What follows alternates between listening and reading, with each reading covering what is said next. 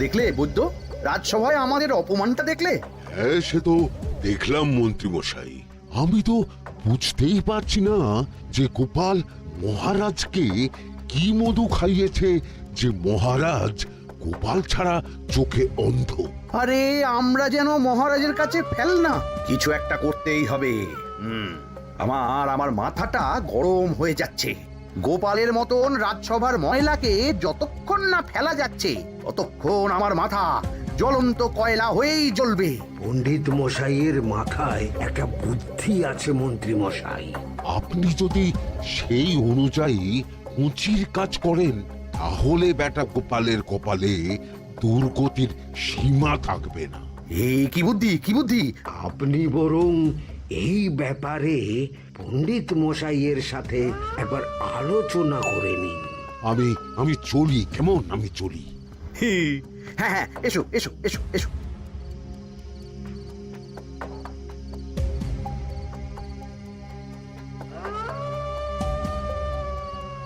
আরে ওই তো আমার বাঁ হাত ঘটা আসছে, বেটাকে দিয়ে একটা কাজ করাতে হবে।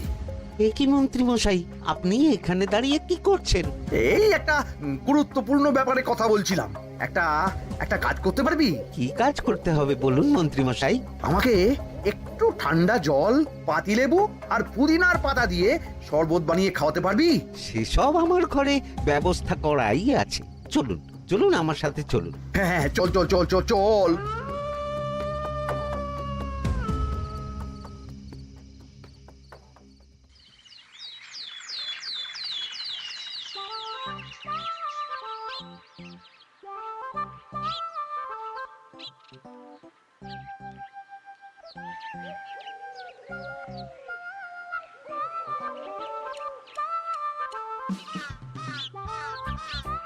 কি ব্যাপার পণ্ডিত, এত গুম মেরে আছো কেন?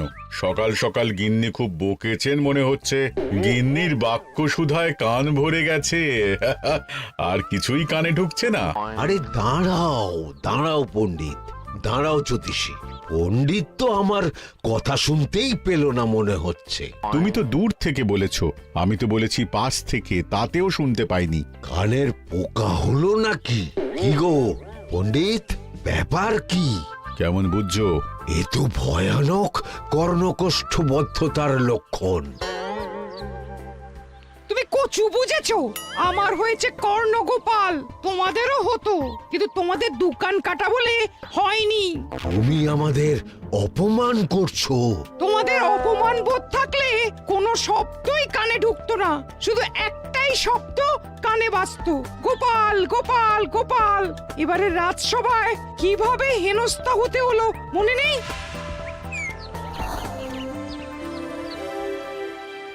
মহারাজ, একটা ভিক্ষা আছে।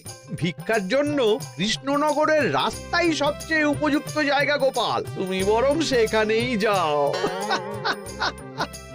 মন্ত্রী, মন্ত্রী মশাই ঠিকই বলেছেন মহারাজ। যে যার নিজের জায়গা থেকে কথা বলে। কুকুর বলে ভৌ ভৌ, বেড়াল বলে মিউ মিউ, কাক বলে কা কা। মন্ত্রীর ভিক্ষার জায়গা কৃষ্ণনগরের রাস্তা, আর গোপালের ভিক্ষার জায়গা মহারাজ কৃষ্ণচন্দ্রের দুয়ার। বলো কি ভিক্ষা? বাড়িতে পুজো আছে মহারাজ, খরচা অনেক, কিছু ঋণ আবশ্যক। যদি 100 মোহর। ঋণ তোমাকে আমি দিতে পারবো না গোপাল। পুজো উপলক্ষে তোমাকে আমি 100 মোহর দিলাম। মহারাজ, আমিও ঠিক এই কথাটাই বলতে যাচ্ছিলাম। আমরাও তাহলে বাড়িতে পুজো করব। পুজোর জন্য আমাদের অনেক খরচ, তাই যদি... অবশ্যই অবশ্যই, কত ঋণের প্রয়োজন খাজাঞ্চির কাছ থেকে নিয়ে নিও, সুদটা আমি মাফ করে দিলাম। মহারাজ, গোপালকে দান আর আমাদের ঋণ? হ্যাঁ, কারণ তোমরা নিজেরা খাবে, কিন্তু গোপাল অন্যদের খাওয়াবে। গোপালের মতো মানুষের সঙ্গে থাকাই হলো রাজধর্ম। কিন্তু তাছাড়াও তোমরা হলে 80 যাই বেতন পাই দলের লোক। গত 1 বছরে তোমার কোন মন্ত্রণা দেশের কাজে এসেছে? পণ্ডিত কোনো নতুন তত্ত্ব শুনিয়েছে? জ্যোতিষী কোনো অমোঘ ভবিষ্যৎবাণী করেছে? আর বৈদ্য 3 বছর ধরে আমার হাঁটুর ব্যথা সারাতে পারেনি। কিন্তু গোপাল, গোপালের ভাঁড়ে হাস্যরসের কখনো অভাব হয়নি। মনে আছে? আছে, কিন্তু করার তো কিছু নেই। আছে। কিছু ভেবেছো নাকি পণ্ডিত? তোমাদের মনে আছে মহারাজ মোহর দেওয়ার পর গোপাল সেদিন বলেছিল, কি গোপাল, খুশি তো? মহারাজ, আপনি আমাকে এক মুঠো ধুলো দিলেও আমি খুশি। সেই ধুলো মুঠোই আমি সোনা মুঠো করে ফেলবো। মনে নেই আবার? একটু ঝেড়ে কাশো তো দেখি পণ্ডিত, কি ভেবেছো? যা হবে দেখতেই পাবে।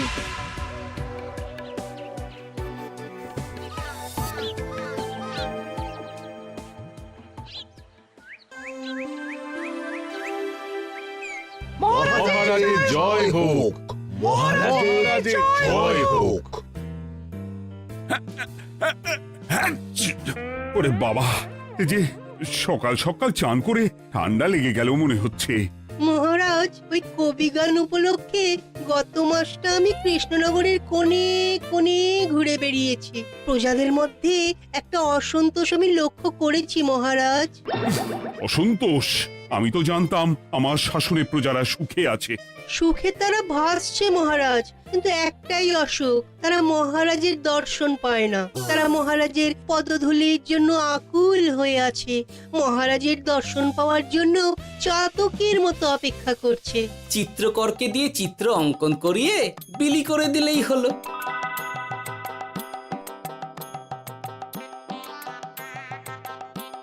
খুব ধুলো হয়েছে মহারাজ, কিন্তু এত ধুলো।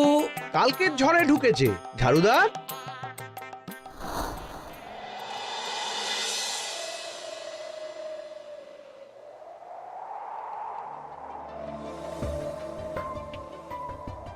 এই সুযোগ, রাজসভা ফাঁকা, এমন ঝড় যে পেয়াদারাও বাইরে নেই। কাজটা সেরে ফেল, বুঝলি? কিরে, কাজটা কর।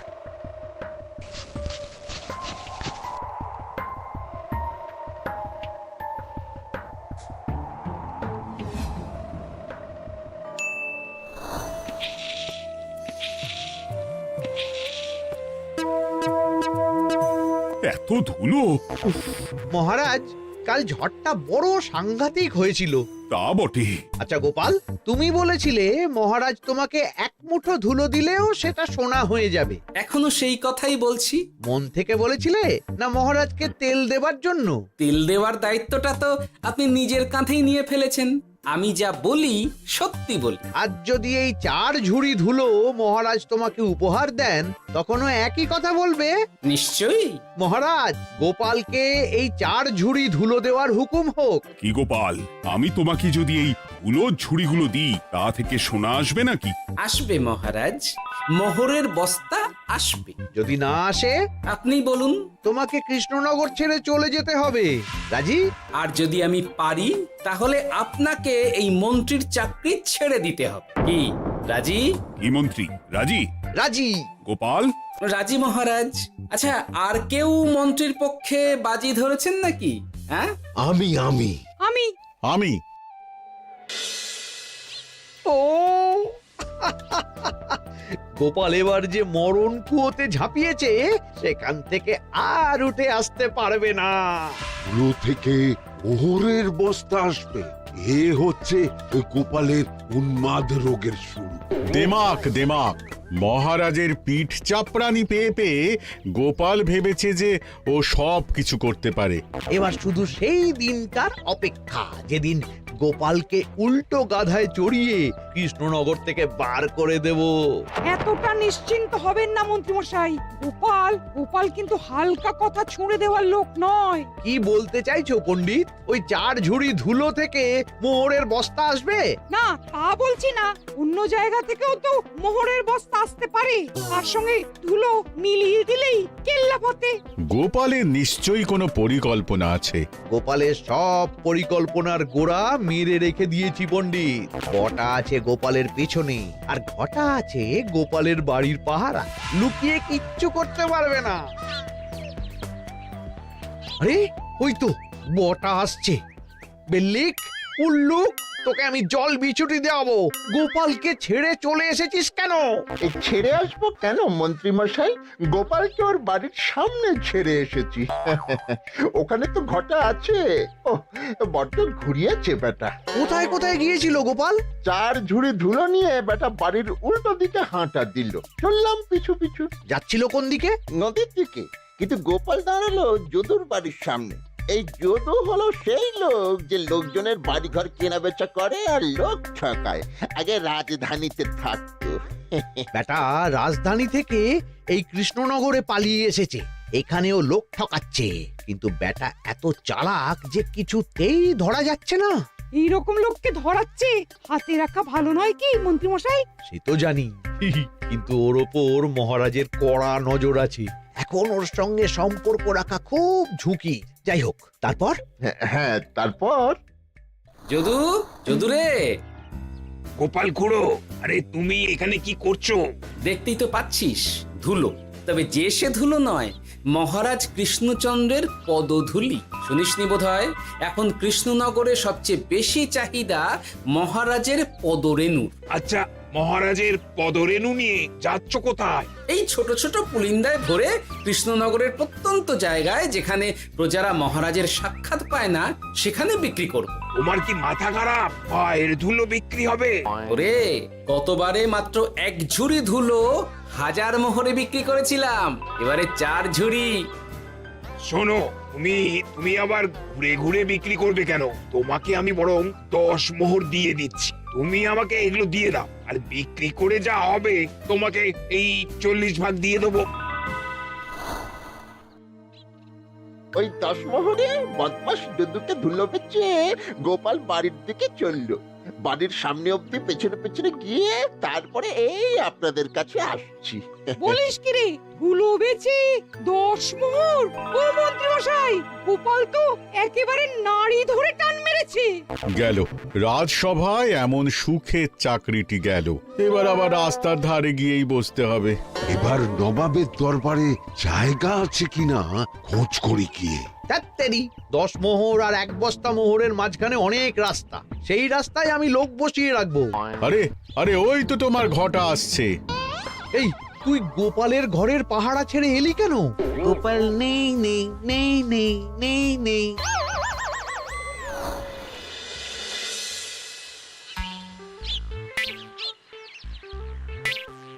আরে, ভয় পেলি নাকি? না না না না না, ভয় পাবো কেন? শোন, তোকে পেয়ে আমার খুব ভালো হলো বুঝলি। তোকে আমার একটা কাজ করতে হবে। বলো বলো। আসলে বুঝলি, আমার না গিন্নিকে নিয়ে তার বাপের বাড়ি যাওয়ার কথা ছিল, কিন্তু হঠাৎ বিশেষ কাজে আমাকে খামবাজে চলে যেতে হচ্ছে। এখন আমি গিয়ে গিন্নিকে বললে বুঝতেই পারছিস কুরুক্ষেত্র হয়ে যাবে একেবারে। তাই আমি কাউকে খুঁজছিলাম যে আমার বাইরে যাওয়ার খবরটা আমার গিন্নিকে গিয়ে দেবে। তুই পারবি বাবা ঘটা? ওরে বাবা, আরে আরে আরে, ভয় পাস না, তোকে গিয়ে মুখে কিছু বলতে হবে না। এই নে, এই চিঠিটা আমার বউকে দিবি।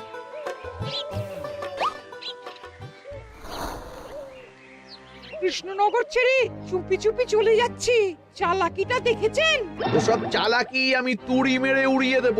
কি করবেন? চারিদিকে আমি অশ্বারোহী গুপ্তচর পাঠাচ্ছি, গোপালকে কোনো চালাকি করতে দেব না।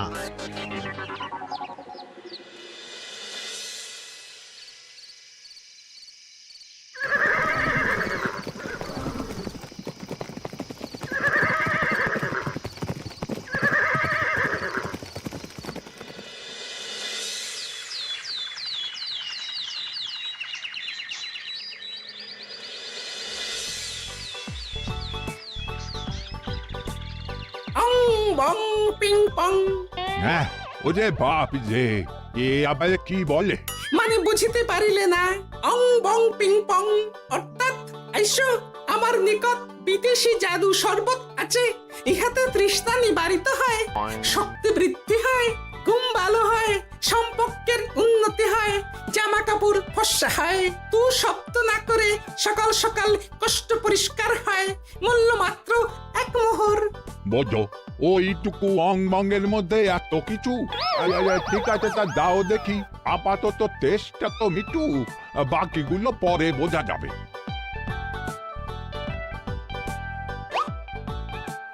আহা বড় ভালো খেতে তো আহ, ঠং ঠং অর্থাৎ শক্তি বৃদ্ধি হলো। হ্যাঁ, হ্যাঁ, মনে হচ্ছে গায়ে যেন দুগুণ বল পাচ্ছি। কি হয়েছে ভাই? এ কে? এ ভিন দেশ থেকে জাদু শরবত নিয়ে এসেছে গো। জাদু শরবত ভিন দেশ? একেবারে, হ্যাঁ, একেবারে বহু ভুজা শরবত। খেলে তেষ্টা যাবে, গায়ে জোর হবে, ঘুম হবে, সম্পর্ক ভালো হবে, জামা কাপড় ফর্সা হবে, সকালে হ্রাস করে পেটও পরিষ্কার হবে। সে কি? দাও গো ভাই, আমাকেও দাও। গুড় জল, সঙ্গে একটু ভাজা মশলা, আমচুর আর বিট নুন, শুদ্ধ দেশি জিনিস। জানলে কেউ ছুঁয়েও দেখতো না, কিন্তু একটু বিদেশি গন্ধ দিতেই একেবারে হট্ট মেলা। আরে তোমরাও এসেছো দেখছি। সং সং শঙ্কা, লং লং লঙ্কা। মানে অর্থাৎ এই শরবত খেলে আর শঙ্কা নাই, বুদ্ধি লঙ্কার মতন ঝাল হয়ে যাবে। তারপর ডং ডং ডঙ্কা, টং টং টঙ্কা, ফাইন ফাইন, অর্থাৎ টাকা আসবে আমার কাছে।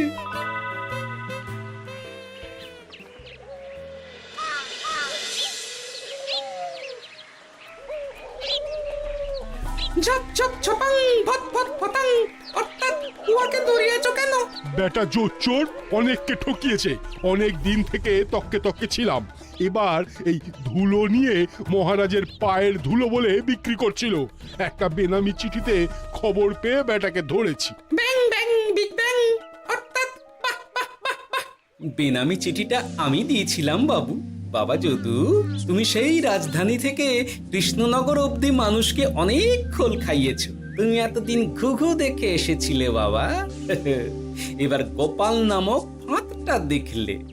কতবার বলবো, এইসব ধুলো আমি গোপালের কাছ থেকে কিনেছি। যা বলার ওই বিচারের সময় মহারাজকে বলবি। চল চল চল চল চল।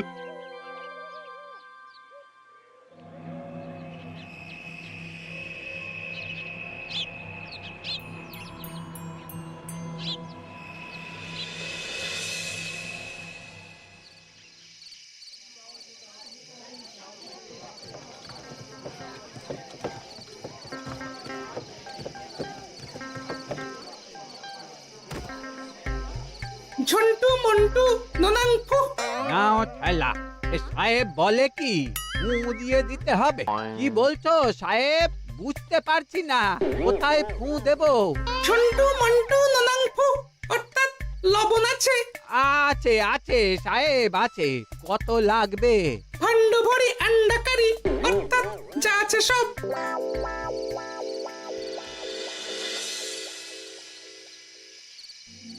ব্যাস, মোটামুটি আশেপাশে সব দোকানের নুন এখন আমার জিম্মায়। এবার আসল মজা শুরু হবে।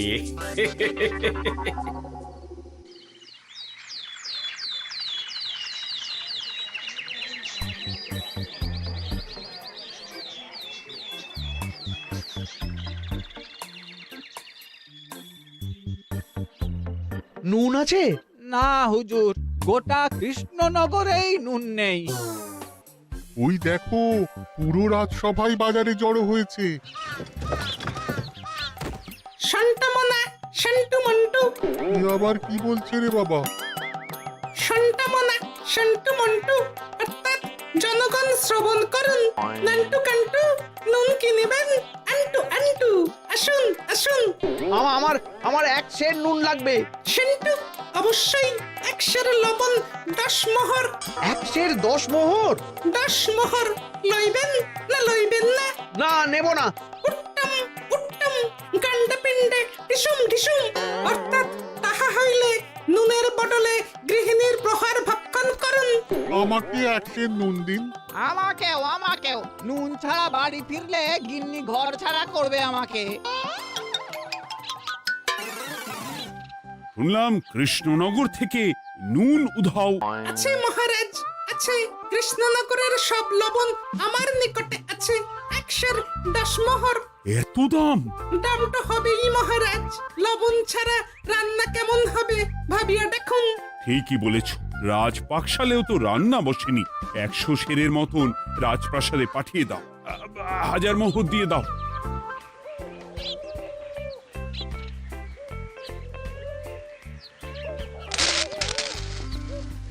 ব্যাস 1 বস্তা মোহর হয়ে গেছে। গোপাল, হ্যাঁ মহারাজ, গোপাল যে 4 ঝুড়ি ধুলো থেকে 1 বস্তা মোহর রোজগার করেছে। ইয়া বাত! চলো রাজসভায়, পুরো গল্পটা শুনতে হবে। সকলেই এসো তাহলে রাজসভায়। কিন্তু মহারাজ, যারা বাজি হারলো তাদের তো চাকরি গেছে, তো তারা রাজসভায় যাবে কি করে? ঠিক ঠিক ঠিক বলেছ। আর যারা বাজি হারলো তারা বাদ, বাকিরা চলো।